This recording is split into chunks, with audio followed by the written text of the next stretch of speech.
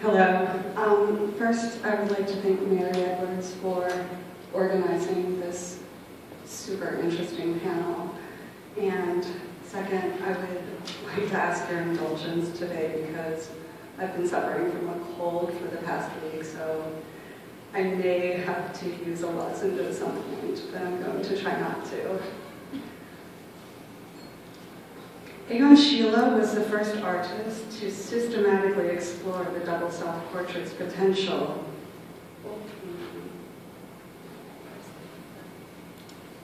Egon Schiele was the first artist to systematically explore the double self-portrait's potential by painting, drawing, and photographing at least 13 works of art on the subject with few visual precedents. Within the context of his body of works, which includes a prodigious amount of self-portraiture, these works appear to be the enterprise of a narcissist. Here I'm showing a few examples of these works. Certainly, if viewed through the lens of Schiele's Viennese contemporaries, Otto Rank and Sigmund Freud, this could be the case. However, as the studies of the doppelganger by Rank and Freud demonstrate, doubling was of general interest at the time, and Schiele's new type of self-portraiture was very much a product of his culture.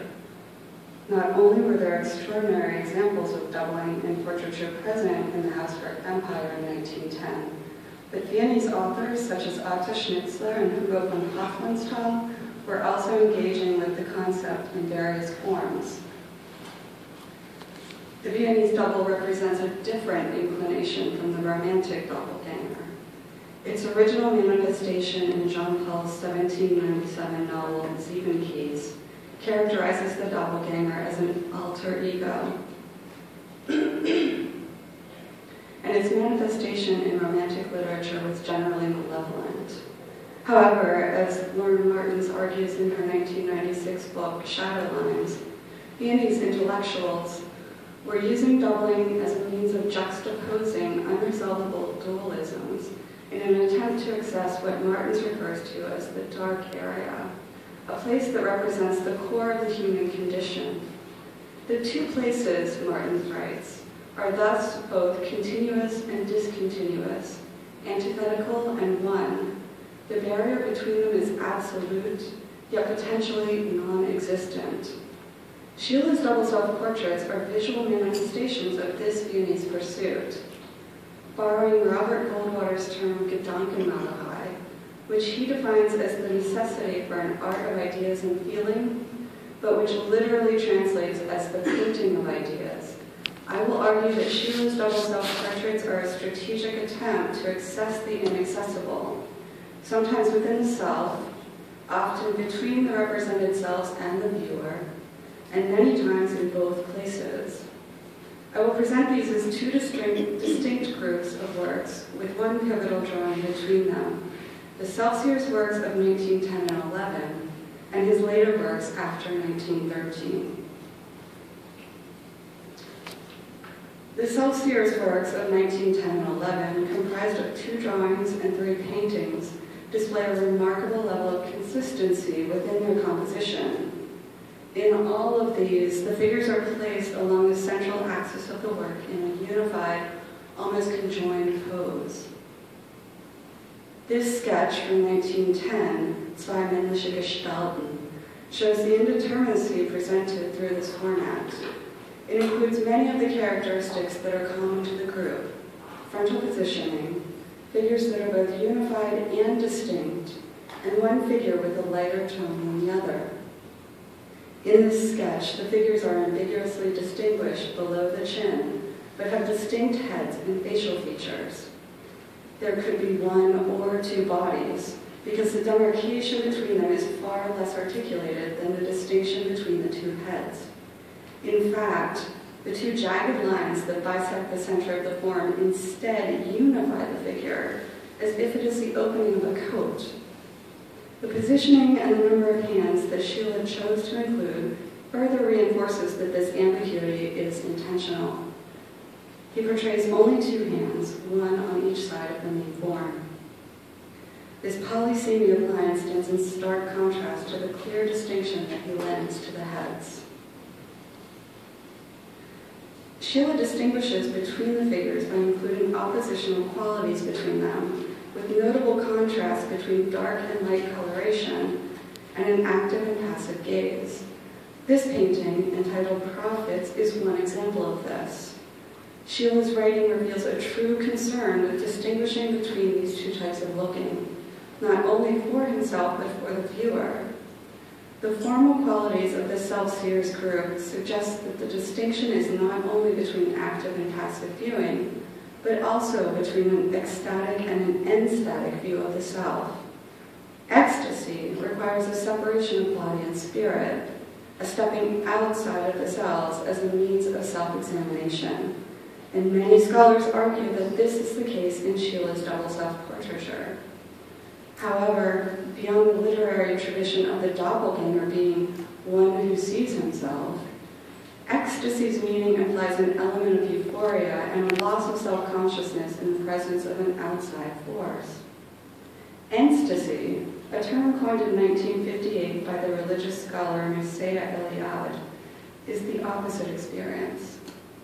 It is a type of mystical experience that requires an inward focus, resulting in the dissolution of the self and allowing an awareness of the unity and wholeness of all things.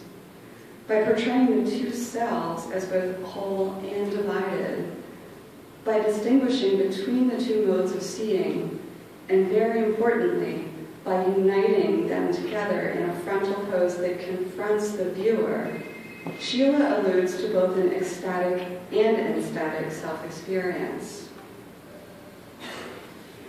Beyond this, Sheila goads the viewer toward a sense of both ecstasy and ecstasy by activating the space before the picture plane, the space that mediates between him or her and the work of art. As I will show in these works, his longtime supporter and friend, Arthur Koestler, claimed that Sheila once declared that, and I'm quoting a long quote, "If I were not a painter, which I am with every fiber of my being, I would want best of all to be an architect. But as it is, I construct my paintings.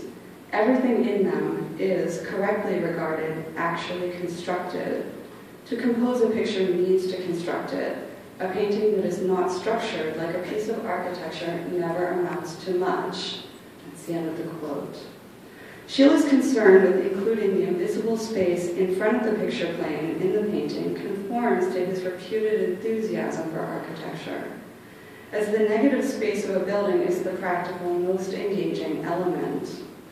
Sheila's attention to the negative space within his art is well known, but his engagement with the space before the canvas has been overlooked.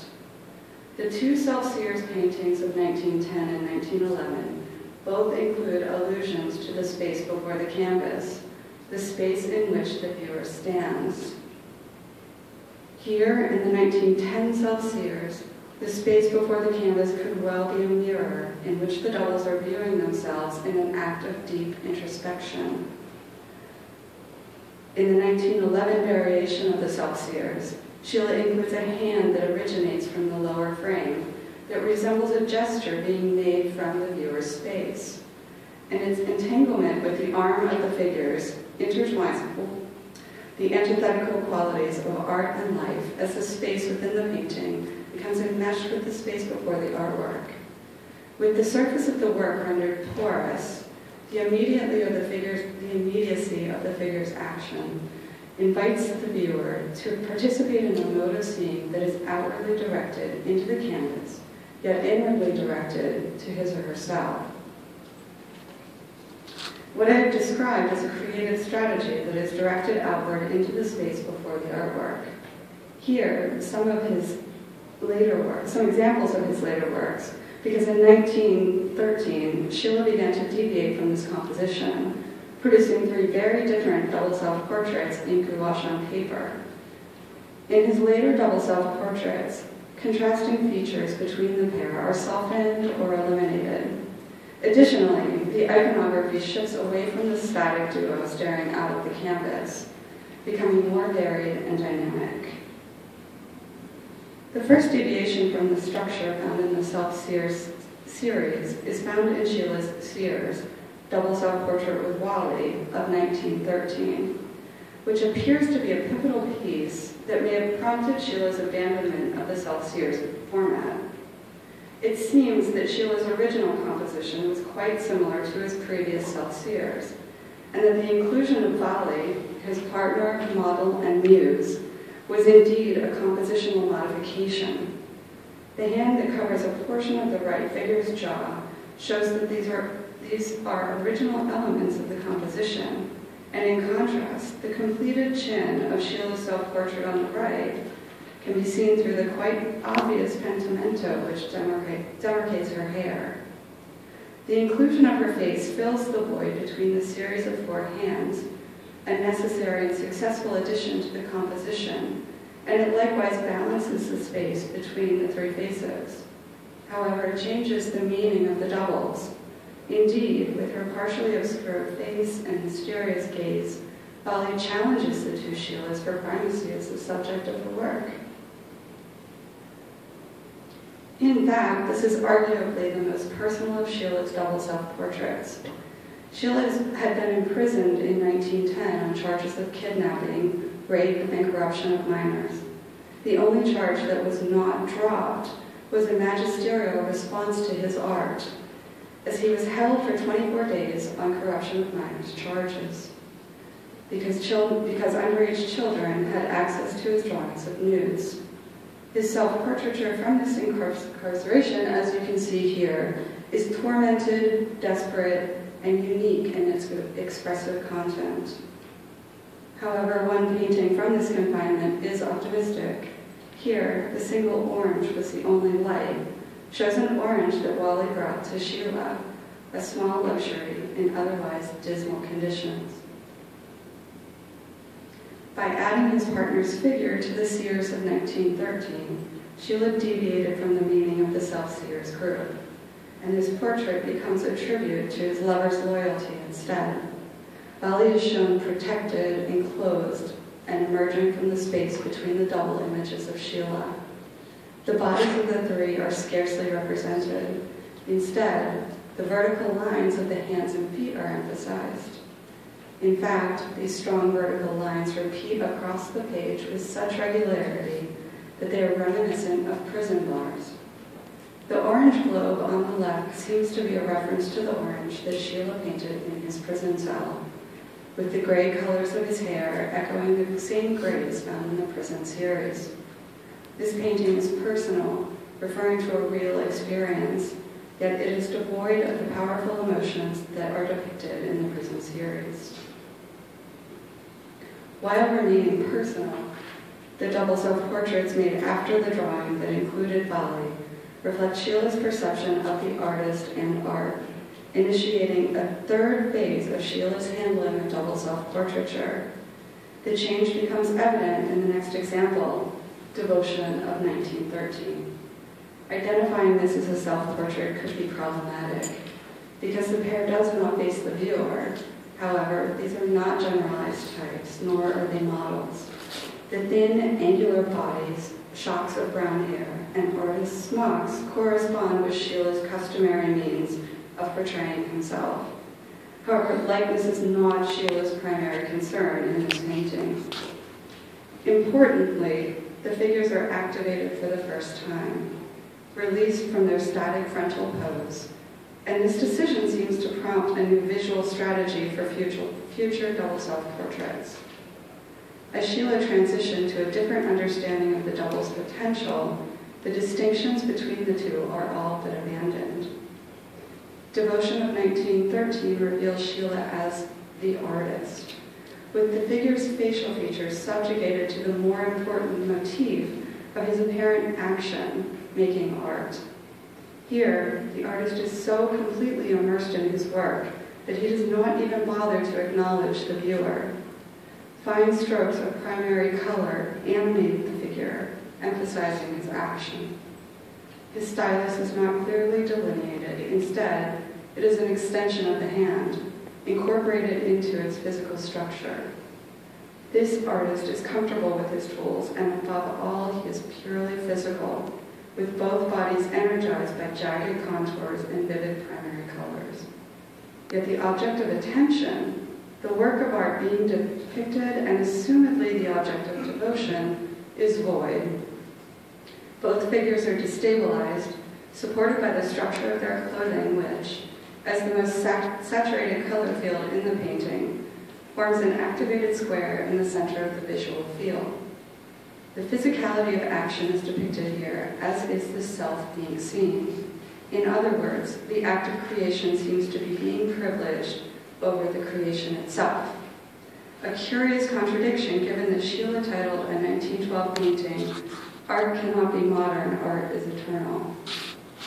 What role does the double play in this scene?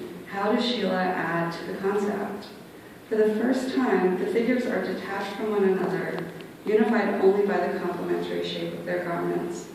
This detachment is a necessary separation.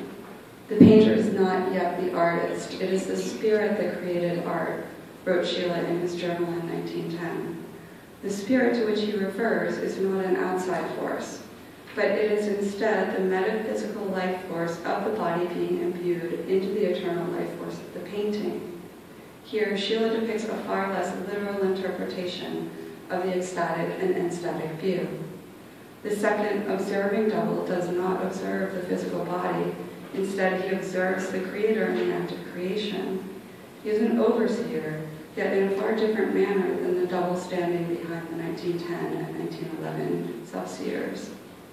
It is fitting that the faces of the doubles are obscured, because their actions are the true portrayal of how Sheila and his fellow artists viewed art and the artist. For instance, Sheila's friend and fellow artist, Paris van Gütersloh, wrote in 1910 that art conjures forth the very essence of the artist. Two 1914 photographic collaborations conjure forth the essential artist from another direction, through the claim to truth of the photograph. Johannes Fisch's trick photograph of Sheila shown twice demonstrates that Sheila was in part exploring the possibilities that the medium offered, and that he was reasserting his interest in directly engaging the viewer as he mirrors the close inspection of the observer from the background of the work. Additionally, his collaboration with his friend and fellow artist Anton Trichka underscores his interest in photography's claim to truth. Here, Sheila stands before his mural painting Saints of 1913, which includes an undeniable self-portrait of the painter reaching toward a figure who, with the face obscured and the head encircled with a halo, embodies the characteristics of a saint. The use of a plural form indicates the sanctified status of the self-portrayed Sheila as well, and in spite of his earthly appearance, he wears a shortened robe and acts as an earthly intercessory, directing his gaze toward the viewer while gesturing toward the beatified figure. There are two levels of reality depicted in the painting, and by being photographed before this very painting, Sheila adds a third level of reality to the image. Yet the fact remains that we are viewing an image, as the collaborative image in the photograph is no more real than the painting shown within it. Sheila's presence in this photograph reveals the interplay between image and reality that he pursued in his paintings. By standing before his creation, he more fully articulates his relationship with art. The position of his feet imitates that of the saint's feet, and the placement of his fingertips on the image of the saint in the painting underscores their affiliation. Indeed, Sheila's gesture is similar to the touching of a relic by the Christian faithful. He is physically identifying with the innermost level of the mural, which is likewise the most inaccessible. Simultaneously, the photograph that his corporeal image inhabits is also a work of art, and his image mediates between the two creative spaces. Sheila stands before the mural, flattens his body against the work as he perches on the molding between the painting and the floor. This molding is highly reminiscent of a frame, and the placement of his hand on his hip emphasizes the permeability of the mural and the framing of the photograph. The decision to stand before the mural changes its entire character from a stationary, frameless work of art to an infinitely reproducible, doubly existing work of art. Christian rites and rituals are featured prominently in Sheila's double self-portraiture at this time, providing a deeper level of suggestive meaning for the works. In 1915, Sheila produced a watercolor entitled Double Self-Portrait and a full-scale oil painting entitled Transfiguration, The Blind Two. Perhaps as a result of this photographic experimentation, Sheila's 1915 watercolor is the most veristic of the doubles, and in it he resumes his direct engagement with the viewer. However, the direction of the upper figure's gaze is somewhat askew, with one eye directed upward. This heavenward gaze seems to manifest in Sheila's Transfiguration, The Blind Two, in which the figures, clothed in aesthetic monk's robes, are shown ascending from the field below them. The upper figure appears to be completely ungrounded, folded over the lower figure in an apparently relaxed state, his hands folded in a gesture of prayer. The lower figure has his feet planted firmly on the lower edge of the picture, but his bent knees and skyward gesture indicate his direction. This figure gazes actively toward the viewer, pulling down his eyelid in a gesture that requests seeing. The hands here are parallel and directed towards the upper edge of the canvas, where an unusually high horizon line barely demarcates the edge of the landscape below the figures. The placement of the horizon line invites a paradigm shift in the viewer. No longer does the landscape need to appear to be behind the figures, but instead it can appear to be below them, and it becomes clear that the legs of the upper figure twist inward toward the ground beneath. The gesture of supplication, the pulling of the eye, and the pointing heavenward are signs that orient the viewer to his or her position, floating above the two Sheilas. In other words, not only are the doubles floating away, but the viewer is as well. And by providing the viewer this vantage point, Sheila's painting induces an extracorporeal effect in the engaged viewer. The space between the figures and the viewer is thusly activated in an alternative yet just as effective manner. In conclusion, Sheila worked with doubling until his death in 1918, leaving a final double self-portrait unfinished. "I am human," Sheila wrote. "I love death and I love life." In this aphorism, he privileges death over life, the unknown over the known, as the dark area that represents the core of human existence. It is in this sense that Sheila's double self-portraiture should be viewed as Gedankenmalerei, and far from being created for their author, they are better regarded as designed to induce a deeper mode of viewing. Sheila first engaged with two modes of viewing as a means of challenging the barrier between art and life in his self-seers group. In his later works, he began to position his image between seen and unseen layers of imagery as a means of suggesting that there is more than meets the eye. Sheila's double self-portraiture is an exploration and a development of the nuances of seeing, of oppositional qualities endemic to the human condition, of metaphysical potential in the physical world, and of the limitations and the potential of painting, especially self-portraiture. He believed that the work of art is imbued with the same energy that is required for life, and in his double self-portraiture especially, Sheila's distinction between looking at and seeing into a work of art can be understood as a strategic attempt to excite the viewer's primal core as much as it manifests the essence of the artist. Thank you.